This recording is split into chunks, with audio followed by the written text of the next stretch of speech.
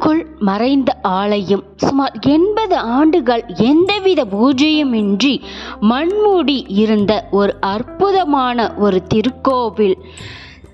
சிவபெருமானை சாட்டையால் அடித்த ஒரு சிறுவனுக்கு காட்சி கொடுத்த சிவபெருமான், அமிர்தாம்பிகை உடனுரை அருள் நிறைந்த ஆவுண்டீஸ்வரர் திருக்கோவில்.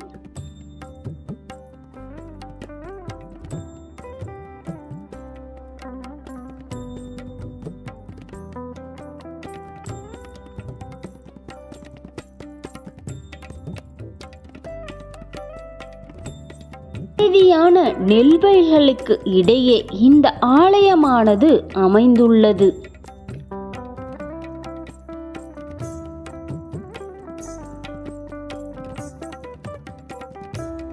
பிரம்மாண்டமான 5 நிலை ராஜகோபுரம். இதனைத் தொடர்ந்து உள்ளே சென்றால் விநாயகப் பெருமான் மற்றும் முருகப்பெருமானுக்கென்று தனித்தனி சன்னதியாக அமைந்துள்ளது. ஆலயமானது கிபி 10ஆம் நூற்றாண்டிலேயே ராஜராஜ சோழனால் கட்டப்பட்ட மிகவும் பழமையான திருத்தலம்.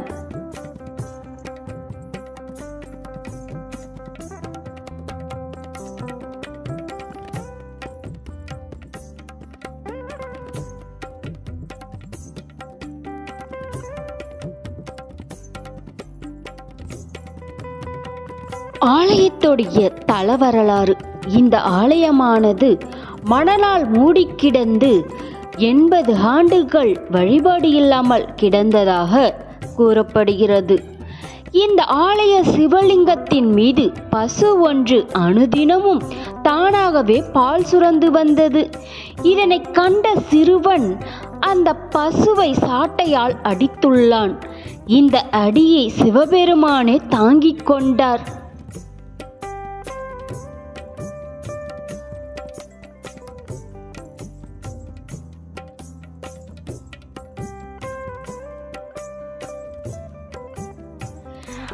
இந்த பசுவானது கண்டறிந்த சிவலிங்கத்தினால் இங்குள்ள சுவாமிக்கு ஆவுண்டீஸ்வரர் என்ற திருநாமத்தில் அழைக்கப்படுகின்றார்.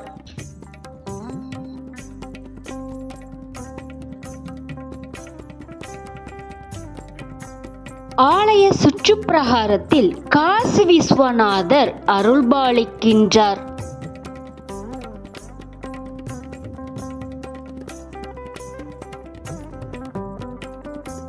ஆலய கோஷ்டத்தில் விநாயகப் பெருமான் நின்ற கோலத்தில் பிரம்மாண்டமாக காட்சியளிக்கின்றார். இதனைத் தொடர்ந்து தட்சிணாமூர்த்தி கலைநயமிக்க வண்ணத்தில் இங்கு அருள்பாலிக்கின்றார். இதனை அடுத்து மகாவிஷ்ணு இங்கு பிரம்மாண்டமான முறையில் காட்சியளிக்கின்றார்.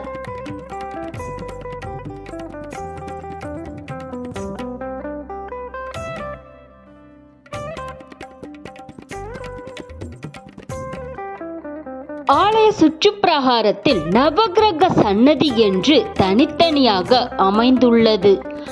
ஆலய தல வரலாறின்படி பிரம்மதேவன் ஒரு பிரளய காலம் முடிந்ததும் இங்கு தன் படைப்பு தொழிலை தொடங்குவதற்கு முன்பாக இத்தலத்து ஈசனை வழிபட்டார். அம்பாளின் மீதும் தன்னுடைய அமிர்தத்தை தெளித்து வழிபட்டார். இதனால் இங்குள்ள அம்பாளுக்கு அமிர்தாம்பிகை என்று அழைக்கப்படுகின்றார். தன்னை நாடி வரும் பக்தர்களுக்கு அமிர்தம் போன்ற வாழ்க்கையை வழங்குகின்றார் இங்குள்ள அம்பாள்.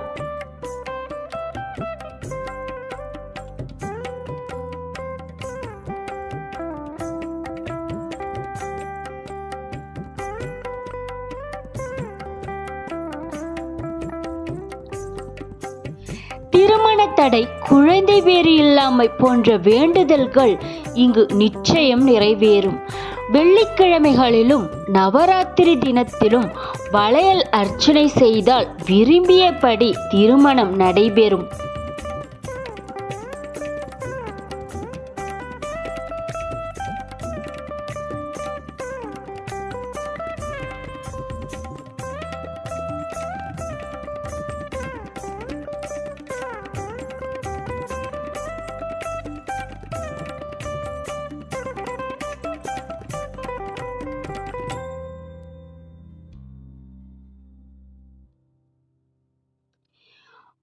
ஆலயத்தின் கருவறையில் லிங்கம் மிகவும் உயரமானதாகவும் சதுரவடிவி ஆவுடையாருடன் அமைந்துள்ளார். இங்குள்ள சிவபெருமான் ஆவுண்டீஸ்வரர் என்ற திருநாமத்தில் அருள்பாலிக்கின்றார்.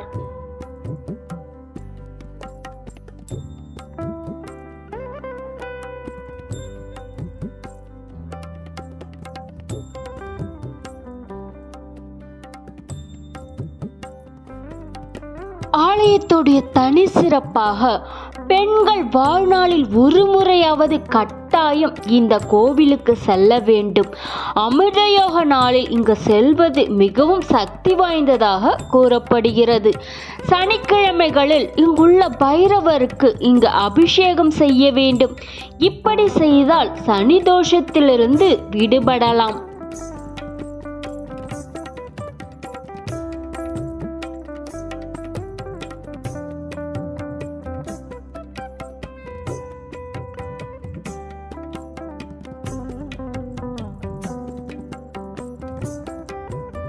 அமாவாசை நாட்களிலும் பித்ருக்கடன் செலுத்துபவர்களுக்கு ஒரு உகந்த ஆலயம். ரணகாயங்கள், கடுமையான உடல் ரோகங்களால் அவதிப்பட்டு இயற்கை எய்துவது ஒரு துர்மரணமே. இதிலிருந்து விடுபட்டு வழியின்றி இறைவனிடம் சேர ஒரு அற்புதமான ஒரு திருக்கோவிலுங்க.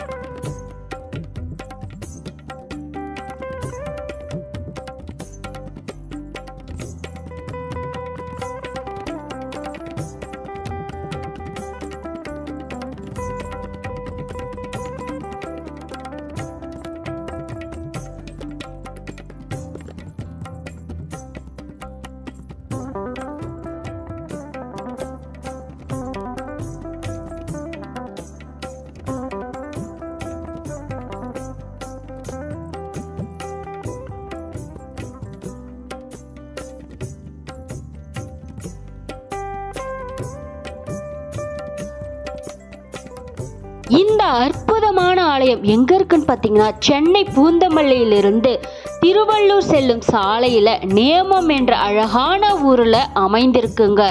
என்னங்க, இன்று பார்த்த வரலாற்று சிறப்புடைய ஆலயம் ரொம்பவே சுவாரஸ்யமானதாகவும் மிகவும் பயனுள்ளதாகவும் அமைந்திருக்கும். நீங்க இன்னமும் நம்ம சேனலுக்கு சப்ஸ்கிரைப் பண்ணலன்னா சப்ஸ்கிரைப் பண்ணிக்கோங்க. நன்றி, வணக்கம்.